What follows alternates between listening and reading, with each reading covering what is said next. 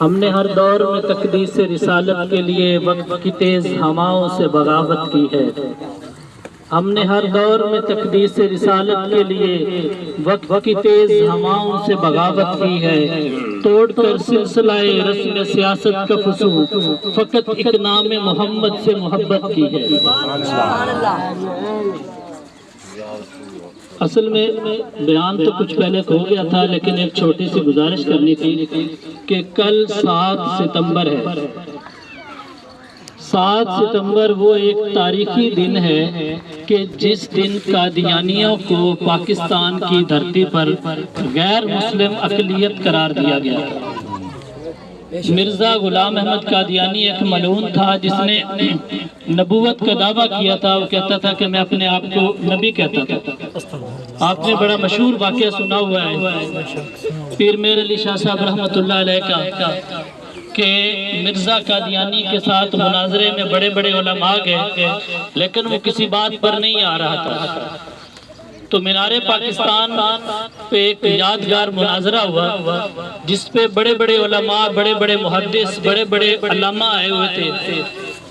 تو سید عطا اللہ شاہ بخاری رحمۃ اللہ علیہ وہ پیر میر علی شاہ صاحب رحمۃ اللہ علیہ کے پاس گئے کہ کہنے لگے کہ حضور ختم نبوت کا معاملہ ہے تو ہمارے ساتھ چلے۔ پیر میر علی شاہ صاحب رحمۃ اللہ علیہ نے فرمایا کہ ماں فقیرہ ماں دعا کر سکتا۔ ان کی جو زبان ہے نا راول پنڈی کی، انہوں نے کہا کہ میں فقیر ہوں، میں آپ کے لیے دعا کروں گا۔ آگے سے بھی عطا اللہ شاہ بخاری وہ بھی سید تھے اور جلالی سید تھے، انہوں نے کہا کہ حضور اگر دعاؤں سے کام بنتا نا تو حضور نبی اکرم صلی اللہ علیہ وسلم احد میں اپنے دندان مبارک شہید نہ کرواتے۔ تو پیر مہر علی شاہ صاحب رحمۃ اللہ علیہ نے فرمایا کہ جاؤ جہاں پہ تمہارا پسینہ گرے گا وہاں پہ مہر علی کا خون گرے گا۔ تو پیر مہر علی شاہ صاحب رحمۃ اللہ علیہ جب مینار پاکستان آئے، مناظرہ شروع ہوا، اب جو مرزا قادیانی کی طرف سے ایک ان کا نمائندہ تھا، اس نے کہا کہ جی مناظرے کی کیا شرائط ہیں؟ تو اس نے کہا کہ آپ اس طرح کریں کہ الحمد کی جو تفسیر ہے نا یا بسم اللہ کی جو تفسیر ہے یا اس کا ترجمہ وہ جو اچھے انداز میں لکھ دے وہ جیت جائے گا۔ پھر میرے علی شاہ صاحب رحمۃ اللہ علیہ نے فرمایا کہ یہ تو کوئی کام نہیں ہے، یہاں پہ بڑے بڑے علماء بیٹھے ہیں، یہ تو 1 منٹ میں کر دیں گے۔ مزہ تب ہے کہ مرزا قادیانی تو بھی اپنا قلم رکھ، میں بھی اپنا قلم رکھتا ہوں۔ جس کا قلم پہلے چلا خود چلا وہ مناظرہ جیت جائے گا۔ اب اس نے نا چال چلی، اس نے کہا کہ تو پیر ہے، تیرے پاس تو جنات ہوں گے، تو لکھوا لے گا۔ پیر میر علی شاہ صاحب رحمۃ اللہ علیہ نے فرمایا کہ میں تو حضور کا ایک ادنا سا غلام ہوں، میں یہ دعویٰ کر رہا ہوں، تمہارا لعین تو یہ دعویٰ کر رہا ہے کہ میں نبی ہوں۔ نبیوں کے لیے تو جبریل آیا کرتا ہے، تیرا جبریل کہاں ہے؟ تو وہاں پہ وہ قادیانی بھاگ گئے۔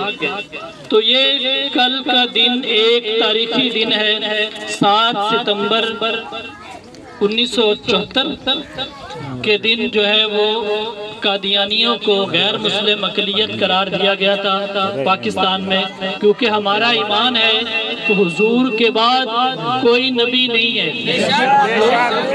جو بھی حضور کے بعد ختم نبوت پر کوئی ڈاکہ ڈالے گا یا کوئی بھی نبوت کا دعویٰ کرے گا وہ کذاب ہے، لعین ہے، کیونکہ ختم نبوت ایک ایسا حساس معاملہ ہے کہ آقا کریم صلی اللہ علیہ وسلم کی پوری زندگی میں 259 صحابہ شہید ہوئے ہیں، جتنی بھی جنگیں ہوئے ہیں 259 صحابہ اکرام جتنی بھی جنگیں ہوئی ہیں، غزوہ احد ہوئی ہے، خندق ہوئی ہے، بدر ہوئی ہے، جتنی بھی جنگیں ہوئی ہیں، لیکن جب حضور کی ختم نبوت کا معاملہ آیا تو جنگ یمامہ جو حضرت ابوبکر صدیق کے دور میں لڑی گئی تھی اس میں 1200 صحابہ اور جلیل القدر صحابہ شہید ہوئے، کیونکہ یہ اتنا حساس اور حضور کی ختم نبوت کا معاملہ ہے. ہماری بدقسمتی کہ ہم اس معاملے کو حساس سمجھتے نہیں ہیں. حضور سے محبت اپنی جگہ پہ، لیکن حضور کی ختم نبوت پہ کوئی بھی ڈاکہ ڈالے گا، کوئی بھی بکواس کرے گا، کیونکہ جنگ یمامہ میں مسلمہ کذاب نے دعویٰ نبوت کیا تھا. حضرت ابو بکر صدیق رضی اللہ تعالیٰ عنہ نے سارے معاملات بند کر کے سب سے پہلے صحابہ کو ادھر روانہ کیا تھا. من سب نبیًا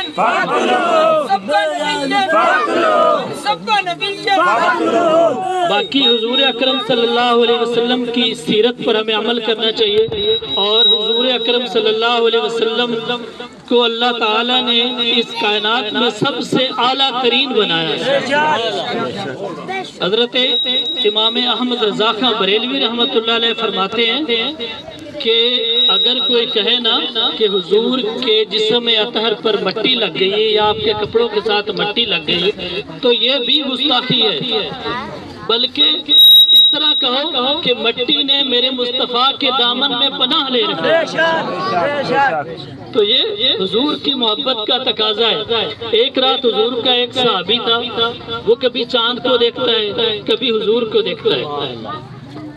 اس نے کہا کہ آج میں دیکھوں تو صحیح کہ 14ویں کا چاند چمک رہا ہے، وہ خوبصورت ہے یا یہ خوبصورت ہے؟ تو وہ کبھی چاند کو دیکھتا ہے، کبھی حضور کو دیکھتا ہے، کبھی چاند کی طرف، کبھی.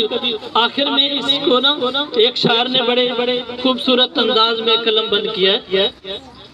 شاعر کہتا ہے کہ روایت کرندہ صحابی مرارا، میں ایک رات لکھا محمد پیارا. چنو 14ویں سی تے کوئی ستارہ، میں دوہاں نو ویکھاں دوبارہ.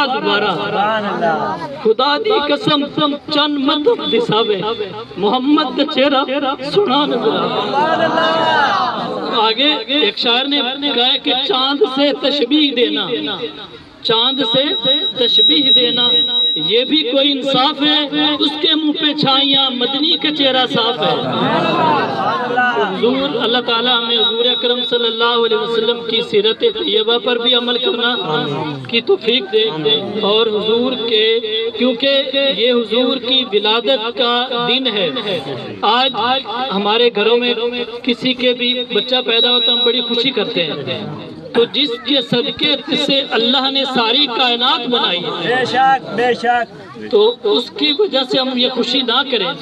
ایک شخص کہنے لگا کہ حضور کی ولادت تو 9 ربیع الاول کو. میں نے کہا ہم نے آپ کو کون سا منع کیا، آپ 9 کو کر لیں، آپ 9 کو کر لیں، ہم آپ کے ساتھ چلیں گے. حضور کی ولادت جو ہے وہ ہمارے نزدیک 12 ربیع الاول ہے، اگر آپ کے نزدیک 9 ہے تو آپ کو 9 کو کریں، ہمیں تو کوئی اعتراض نہیں.